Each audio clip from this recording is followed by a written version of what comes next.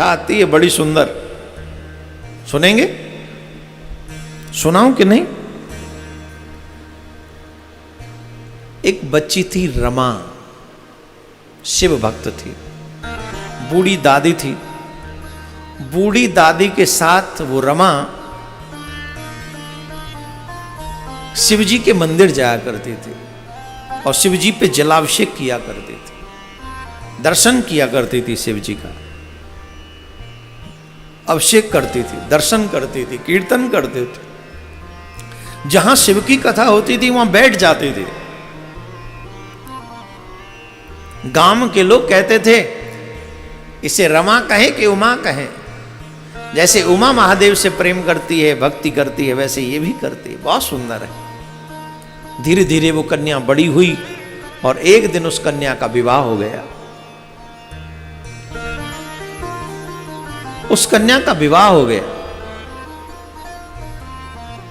और जब उस कन्या का विवाह हुआ रमा का, तो पहले तो उसका पति उतना भक्त नहीं था, पर धीरे धीरे रमा की स्थिति को देखते देखते वो भक्त हो गया।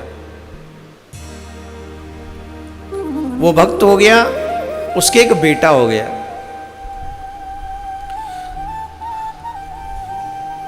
बेटा होने पर ये संयोग ही है, ये क्या कहें, ये भाग्य है अथवा जो भी आप समझें वो समझें। बेटा हुआ, कुछ समय बाद उसके पति का देहांत हो गया। पहले तो अपनी मां का बड़ा ध्यान रखता था, उसका पुत्र बहुत ध्यान रखता था। फिर मां ने जैसे तैसे करके अपने पति के चले जाने पर भी बड़े रात दिन मेहनत कर करके अपने बेटे को पढ़ाया। बच्चे लोग ध्यान दें, तुम जो हो ना वो अपने आप से नहीं हो, तुम्हारे माँ बाप ने तुम्हें यहां तक पहुंचाने में बड़ी मेहनत करी है। मैं बार बार कहता हूं कभी अपने माँ बाप का दिल मत दुखाओ। माँ है ना, माँ, उसी में भगवान समाया है, उसमें ईश्वर समाया है। अपने मां को दुख क्यों दे? वो बच्चा ही क्या जो अपने मां बाप को दुख दे?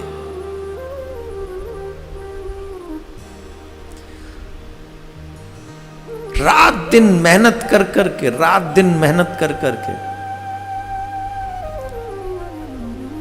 उसने अपने बेटे को पढ़ाया,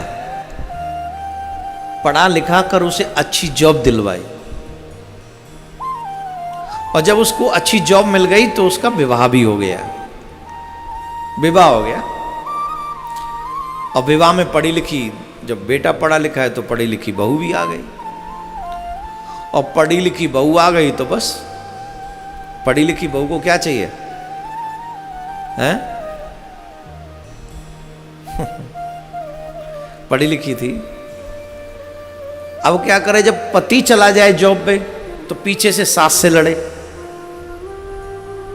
और जब पति आ जाए तो सास के साथ अच्छा बर्ताव करे। मां रमा क्योंकि शिव भक्त थी और शिव भगवान के जो भक्त हों, चाहे कृष्ण भक्त हों, राम भक्त हों, शिव भक्त हों, उनका एक स्वभाव होता है वो किसी की बुराई को किसी से शेयर नहीं करते। बुराई छोड़ो, उसका काम। और प्लस माँ तो फिर ये चाहती है कि चलो मैं सह लूं, मेरे बेटे को क्यों तंग करूं, मैं इस बात को अपने बेटे को बताऊंगी, बेटा भी दुखी होगा। तो नहीं, ये ठीक नहीं। कोई बात नहीं, बहू जो मुझसे कहती है कहे, कोई बात नहीं। तो ये सह लेती है, मां सह लेती है, अपने बच्चों के लिए सह लेती है। परंतु डे बाई डे उस बहू की आदत और बिगड़ती जा रही थी। भोजन बनाती तो भोजन में नमक ज्यादा डालती हो, तुम्हारी मां ने ऐसा कर दिया।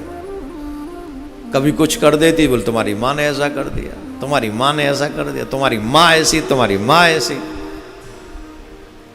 एक दिन बहू बोली, सुनते हो? बोली हाँ जी सुन रहा हूं, बताओ। बोली या तो तुम्हारी मां रहेगी इस घर में या मैं रहूंगी। मुझे नहीं रहना। बोले हाँ माँ बूढ़ी हो गई है, अब ये पहले जैसी नहीं रही माँ। तो बोले ठीक है, मैं जाऊंगा वृद्धाश्रम में, बात करके आऊंगा और माँ को वहां वृद्धाश्रम छोड़ाऊंगा, तुम 1-2 दिन और प्रतीक्षा करो। बोले भेज आना। बोले हाँ हाँ तुमने कह दिया, तुम्हारी आज्ञा का पालन होगा।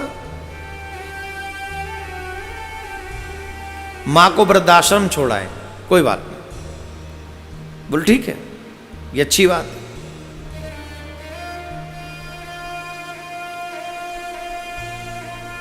ये बात मां ने सुन ली, ये बात मां ने सुनी। अपने कमरे में गई, दरवाजा बंद किया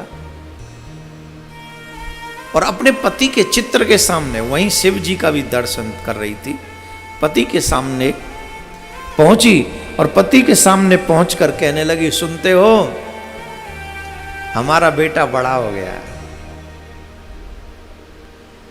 हमारा बेटा बड़ा हो गया है और बेटे की दृष्टि में अब मैं बूढ़ी हो गई हूं, अब मैं घर में रहने योग्य नहीं रही। अब मेरा बेटा कहता है कि मैं इसे वृद्धाश्रम छोड़ाऊंगा।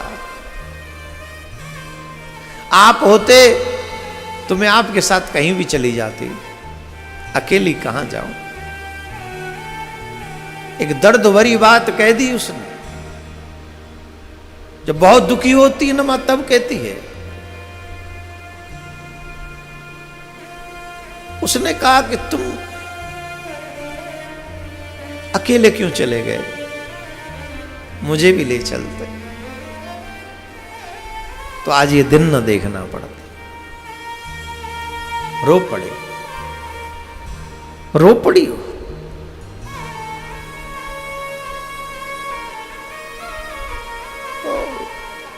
अचानक से उस तस्वीर में से आवाज आई, क्यों रोती हो रमा, तुम्हें नहीं रोना चाहिए, क्यों रोती हो, रो नहीं। बोले रो न, तो बेचारी आश्चर्य में पड़ गई, आवाज कहां से आ रही है, इधर उधर देखने लगी। बोले तुम समझो, ये जो तुम शिव भक्ति करती हो इसी का प्रभाव है कि मैं आज तुम्हें बोलने में सक्षम हूं, मैं बोल सकूं और तुम सुन सको। इसमें मेरा प्रभाव नहीं है, ये तुम्हारी शिव भक्ति का प्रभाव है। भोलेनाथ ने मुझे भेजा है तुम्हारे दुख को देखकर। रमा के पति कहते हैं इस बात को। तस्वीर में से आवाज आ रही है।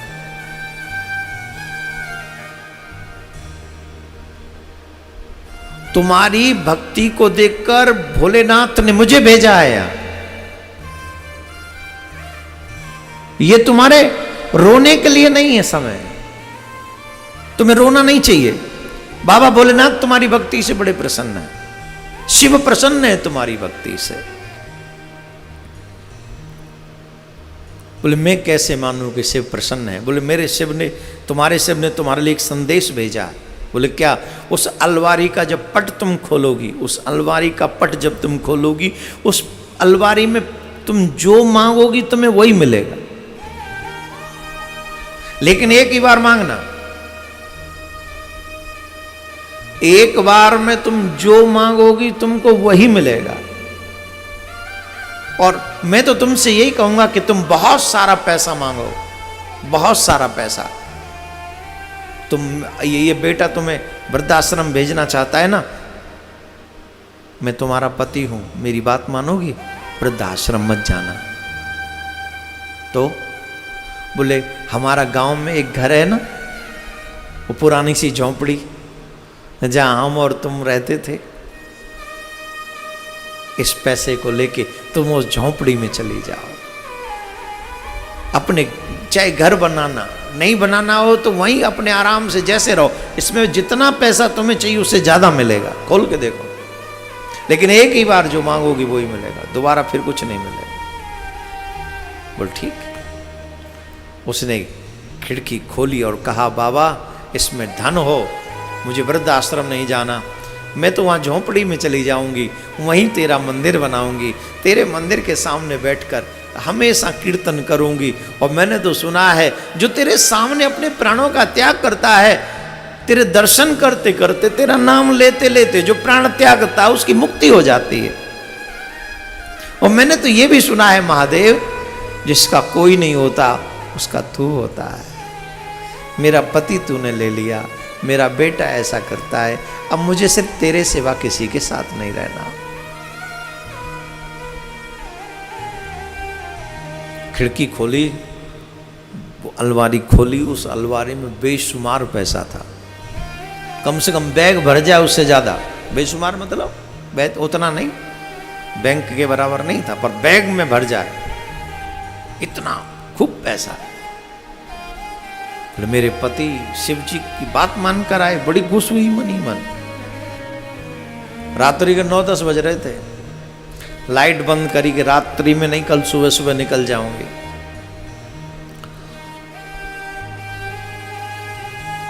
बैग में पैसा भर रही थी, उसकी बहू देख रही, ये क्या कर रही है रात में बुढ़िया, अभी तक जगी हुई है, बुढ़िया सोई नहीं है, बुढ़िया अभी तक सोई नहीं है। सोचा तो कमरे में धीरे धीरे घुसी, देखा बुढ़िया नोट संभाल रही है, नोट संभाल रही है। अभी उसको ये भी पता था मेरे पास तो इतने नोट थे ही नहीं। दौड़ी दौड़ी गई, सुनते हो सुनते हो सुनते हो, हम नहीं जानते थे तुम्हारी माँ ऐसी है। बोले क्या हुआ? अरे हम और तुम 7 जन्म तक इतना पैसा नहीं कमा सकते जितना पैसा उसके पास है। इतना पैसा लेके बैठी हुई और हमारी हेल्प नहीं करती है तुम्हारी माँ। मैं तो कहती हूँ पैसा छुड़ा लो, धक्का मारो, इसे वृद्धाश्रम भी मत भेजो। इतनी कपटी है, इसने बताया नहीं इस पे पैसा है। बेटे ने कहा तुम ऐसे मत कहो, सुबह जब मैं वृद्धाश्रम छोड़ने जाऊंगा तो माँ से मैं किसी भी तरीके से वो बैग ले लूंगा, तुम अभी कुछ मत कहना माँ से। बोल ठीक। सुबह हुआ, दूसरा दिन हुआ, दूसरे दिन जब भोर हुआ तो उसका बेटा, जो माँ का बेटा था, वो किसी कार्य से बाजार गया सामान सूमान लाने कोई, और ये इसकी नजर वहीं थी रमा पे, बैग पे। तो ये पहुंच गई अपनी सास के पास और सास से लड़ने लगी, कहने लगी पैसे रखती हो, हमारे को देती नहीं हो, पूरा यहीं संभाल के रखी हुई हो, अपने बेटे की सहायता नहीं कर सकती हो, और न जाने क्या क्या, तुम ऐसी हो तुम वैसी हो। आज देखती हूँ तुम्हें वृद्धाश्रम हमेशा के लिए भिजवा दूंगी, तुम्हारी शकल तक नहीं देखूंगी। इतने में बहू का फोन बजा, फोन बजा और फोन पे कहा, जो कहा वो सुन के जो बहू थी उसके हाथ से फोन छूट गया। सास ने पूछा क्या हुआ क्या हुआ, कुछ तो बोलो कुछ तो बोलो। वो चीख चीख के रोने लगी और कहने लगी तुम्हारे बेटे का एक्सीडेंट हो गया, बाइक से गए थे, ट्रक से एक्सीडेंट हो गया, हॉस्पिटल से फोन आया है, बुलाया गया।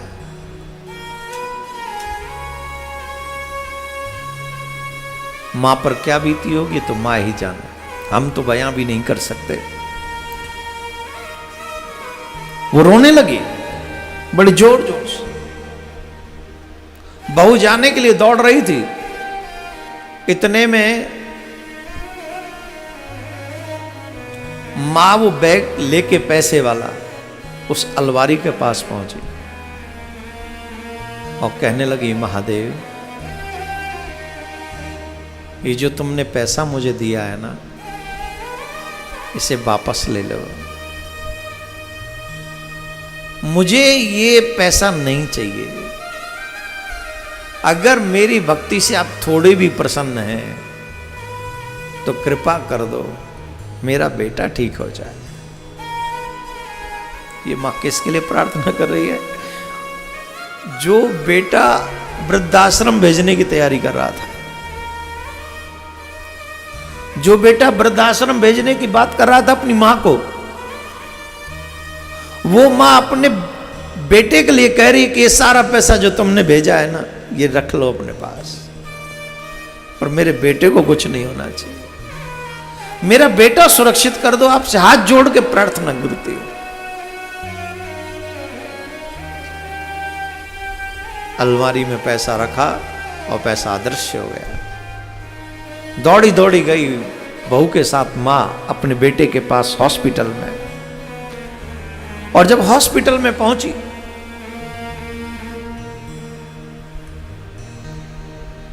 रो रही, बहू रो रही है। डॉक्टर ने कहा हमारे हाथ की बात नहीं, हमारे बस की अब कोई बात नहीं, हमने जो करना था वो कर चुके, लेकिन अब हम और कुछ नहीं कर सकते, बस ये समझो। मां कहती है मेरे बेटे को कुछ नहीं होगा, महादेव की कृपा है, शिव की कृपा है। बहू डॉक्टर से कह दे सिर्फ अपना काम करे, और ये ले महादेव का चरणामृत लाई हूं, कैसे भी बेटे को पिला दे। मां का विश्वास देखिए, महादेव पर भक्ति किस हद तक है इस मां को, उस विश्वास को देखिए।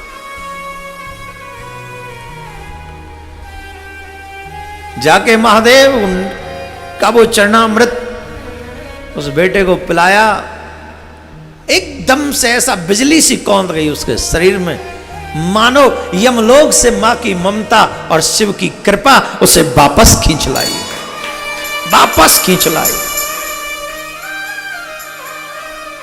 वापस आ गया। इसीलिए तो कह रहा हूं शिव आराधना करो। जो इस ब्रह्मांड में तुम्हें कोई नहीं दे सकता, वो तुम्हारा महादेव तुमको देगा, तुम्हारा शिव तुम। अरे तुम बहुत धनवान लोग हो भाई, तुम्हारे ऊपर साक्षात महादेव की कृपा, तुम्हारे इष्ट की कृपा, कृष्ण की कृपा है। अंदर जो अविश्वास की राख जमी है उसे बाहर निकाल के फेंको। जब इस अविश्वास की राख को बाहर निकाल दोगे तब तुम्हें पता चलेगा कि तुम कितने धनवान हो, तुम कितने सौभाग्यशाली हो।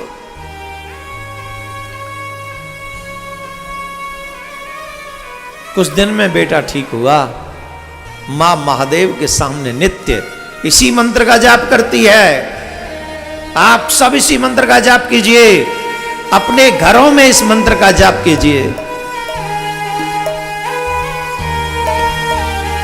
ओम नमः शिवाय, हरि ओम नमः शिवाय, ओम नमः शिवाय, हरि ओम नमः शिवाय, ओम नमः शिवाय, हरि ओम नमः शिवाय, ओम नमः शिवाय, हरि ओम नमः शिवाय, ओम नमः शिवाय, हरि ओम नमः शिवाय, ओम नमः शिवाय, हरि ओम नमः शिवाय, ओम नमः शिवाय, हरि ओम नमः शिवाय,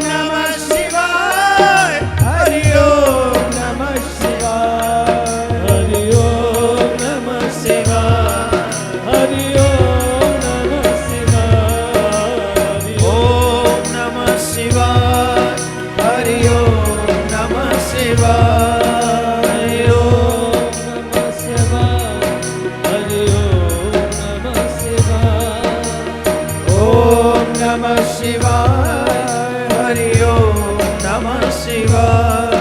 हरि ओम नमः शिवाय, हरि ओम नमः शिवाय। हरि ओम नमः शिवाय, हरि ओम नमः शिवाय। ओम नमः शिवाय, हरि ओम नमः शिवाय। ओम नमः शिवाय, हरि ओम नमः शिवाय।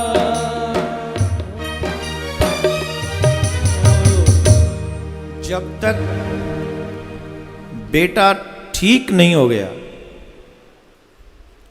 तब तक मां महादेव के सामने बैठकर इसी मंत्र का जाप करते रहे, इसी मंत्र। और उस मंत्र का फल है वो मिला उस मां को। बेटा कुछ दिन में ठीक होकर हॉस्पिटल से छुट्टी होकर वापस आया। ये वो बेटा है जिसको डॉक्टर ने कह दिया था आई एम सॉरी, अब हम इसकी कोई हेल्प नहीं कर सकते। वो बेटा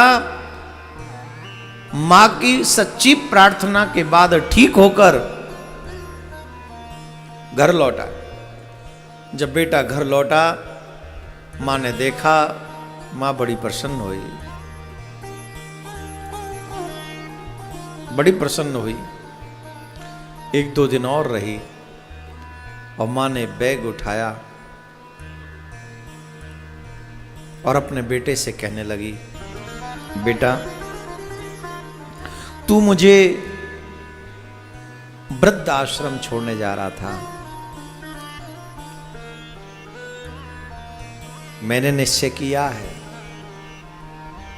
क्योंकि तुम्हारे यहां रहने से तुमको तकलीफ होती है, इसलिए मैंने निश्चय किया है कि मैं यहां तो नहीं रहूंगी पर वृद्धाश्रम नहीं जाऊंगी। तेरे पिताजी ने और हमने एक झोंपड़ी में अपने जीवन की शुरुआत की थी, अपने गांव में, वहीं जा रही है। प्रसन्न रहना, अपना ध्यान रखना। और हां, वो जो बैग में पैसे थे ना, वो जिसके थे उसको दे दिए, उसके बदले मैंने तुझको मांग लिया। खुश रहना।